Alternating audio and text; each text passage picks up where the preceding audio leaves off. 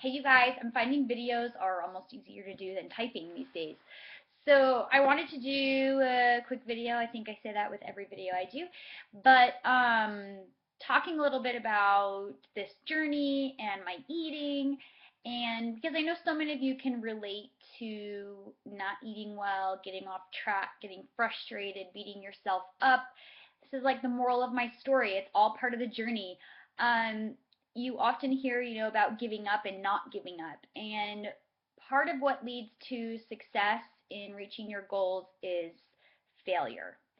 So do not think of when you eat the Reese's peanut butter cup, or in my case, when you have 90 handfuls of chocolate chips, or when you aren't drinking your water, or you keep giving into the food that you keep swearing you're not going to give into.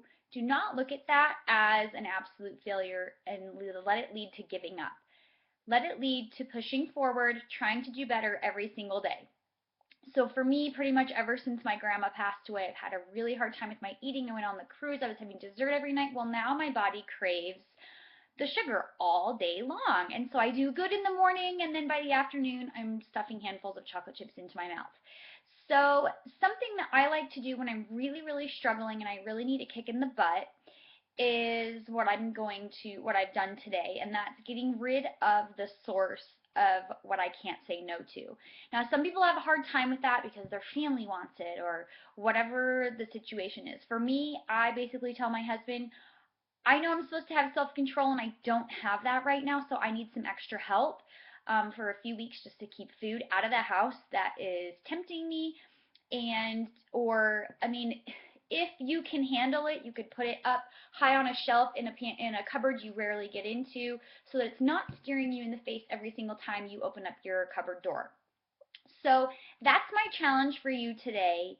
If you're like me and you've really been struggling to stay on track and you're eating things that you shouldn't be eating and it's the same thing over and over again, get rid of it. And I know that's so hard, but sometimes we need the extra help and the extra push because the self control is not there. And that's okay. Don't beat yourself up for it. Just make a commitment to get rid of it until you're strong enough to say no to it when it's in the house. So, what I'm getting rid of, chocolate chips have been my vice the last few days since I've been home from the cruise.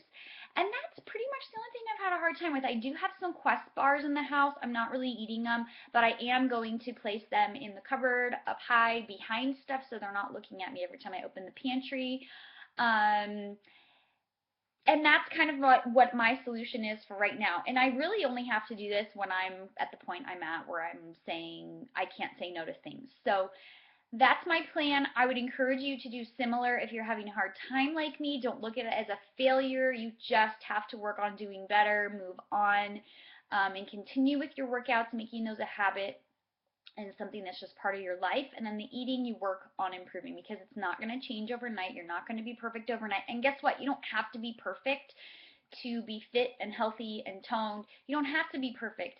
I'm not perfect. I'm still pretty happy with where I am. I'm not at my best, but that's okay. I'm not going to beat myself up over it. So remember, you don't have to be perfect.